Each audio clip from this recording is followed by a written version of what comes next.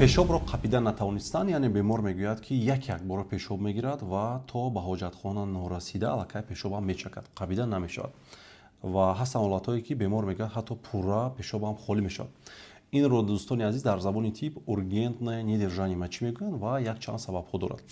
якум ҳолате ки пешобдон худ аз худ ба қавле раздражат мешавад ва ҳаракат мекунад. ин ҳангоми бемории простатит, цистит ва ғайраҳо, яъне бемории илтиҳобии роҳи пешобгузар дида мешавад. ва бояд гуфт ки инро гиперактивност детрузера мегӯянд. дуюм дӯстони азиз, ҳолате ки бемор ба аденома ё ин ки ба структураи уретра, яъне роҳи пешобгузар гирифтор мешавад. дар ин ҳолат метавонад ҳамон пешобдон қуввату қобилияти ёзандагии худро гум кунад ва гоҳ-гоҳ метавонад спазм рух диҳад ва пешоб метавонад ки чакад.